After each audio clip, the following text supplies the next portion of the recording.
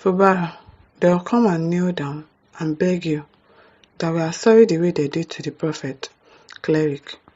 During the recent gathering of religious leaders, clerics assured Rivers State Governor Siminalayi Fubara that his return to the government house is divinely destined. Amen. Their message was encouragement. Their message of encouragement was filled with spiritual significance, offering him hope and the political turmoil he faces. According to Symphony TV, they expressed unwavering confidence that Fubara's leadership journey is guided by divine will. I want to believe so, reinforcing their belief and that his political struggles will ultimately lead to victory. I'm very certain of that too. God is really with him. God is really fighting his battle for him. The clerics compared Fubara's challenges with that of the experiences of historical and religious figures. In a display of deep faith, they referenced the trials faced by the Prophet Muhammad, highlighting how even great leaders have encountered opposition before ultimately triumphing. This comparison was intended to strengthen Fubara's resolve, assuring him that perseverance and faith will lead to a positive outcome. Of course, their message extended beyond mere encouragement, offering a prophetic vision of reconciliation. They predicted that those who have opposed Fubara would eventually seek his forgiveness. According to them, his adversaries will realize their misjudgment and return to him with humility. I pray that really happens. Seeking to make amends for their actions, this call for reconciliation was presented as an essential aspect of leadership and governance. Yes, so God is really fighting his battle. I believe that everything that is happening to him is just to expose these people, just to expose them, and it's happening the same time with Natasha and so many other issues like that, and they are going to be exposed by the special grace of God. This call for reconciliation was presented as an essential aspect of leadership and governance. In his words, they will come and kneel down and beg you that we are sorry the way they did to the prophet. They will come and kneel down before you. And if they come, accept them. Fubara is going to accept, obviously. He's somebody that doesn't keep grudges. I don't think he's somebody that keeps grudges. He'll be someone that easily forgives. Your Excellency, they are your children. If they come back and apologize, that's good. As the cleric spoke, their words were met with enthusiastic applause from supporters who shared in their optimism. We are very, very optimistic. The atmosphere was charged with religious fervor, as many in attendance embraced the idea that Fubara's return to power was not just a political event, but a spiritual journey. I also want to believe so. I also do want to believe so. JY says, by the grace of God. Chima Ayawan said, hold Fubara by the hand, let there be peace. Then any agreement that doesn't go down well with you, don't engage. So don't tag Wike bad or Fubara bad. It's all about considerations. Yeah, exactly. Don't be too tense for power. It tastes good. If they both love Rivers, let them subpedal through adjustment. Let Fubara continue. Wike, please. Wike that we don't even know his whereabouts now. Chimayan says, I think in my own comprehension, maybe then there's a secret agreement. Of course there is a secret agreement. But now, it is looking like the agreement. It is either Wike is adding more to what he initially asked for.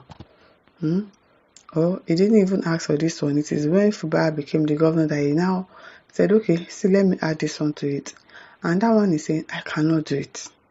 Of course they have agreement. They do have agreement.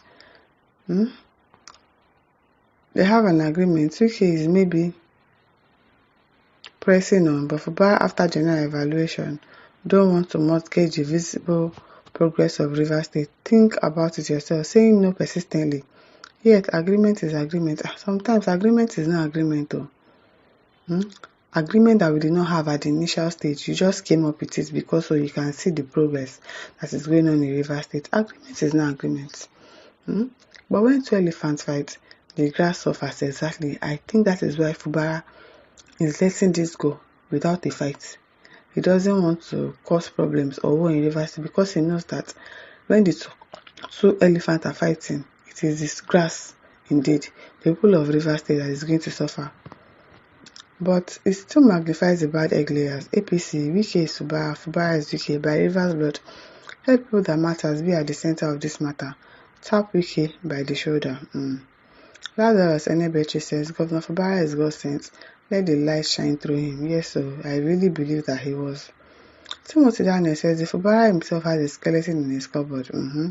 Until he makes some confession. If not, nobody will come and kneel before him. He can't smoke God. I think the only thing that he has in his cupboard is that he allowed Wike to help him rig election. That's just it. He came in through. It's not as if people did not vote for him, but the initial thing was that this man helped him to rig the election. So he really cannot fight. That's exactly the skeleton he has in his cupboard.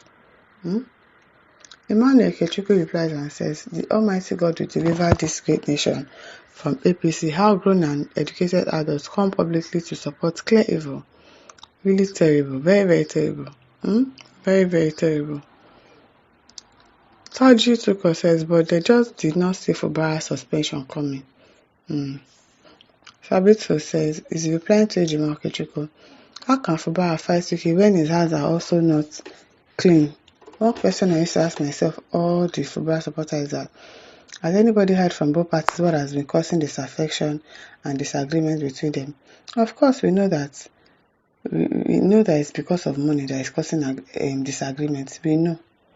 And the reason why Fubara cannot fight this cause, just look at the way Natasha is going head to head with Akpabio, going head to head with these people, because obviously she's fighting for her right, she's fighting for justice, she's not lying, she doesn't have any skeleton in her cupboard. Nobody helped her to be the senator, like they will always claim. People voted her in.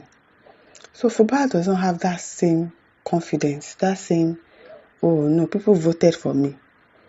People really wanted me there. Even though that was what happened initially, but he already asked for help from this person, so he cannot say that, okay, I want fair and square. Wike helped me. Wike rigged the election for me. I'm sure that is what is in his head, and that is what he is running with. That is why he's not fighting. It's not because he's a coward. That's why he's not fighting back. Henry says, sure what? Iyololale says there's nothing like by-election. It is well. Akaka Raphael says, it will soon shock Nigerians what will happen in a short while. Let me stop here. Tell us what will happen now. Tell us, shock us, I beg. Shock us and let us know what is going to happen first. Isaac Abel says, I am not a Muslim, but this is a powerful prayer. It is a powerful prayer. God will definitely fight for Fubara, and the world will hold their peace.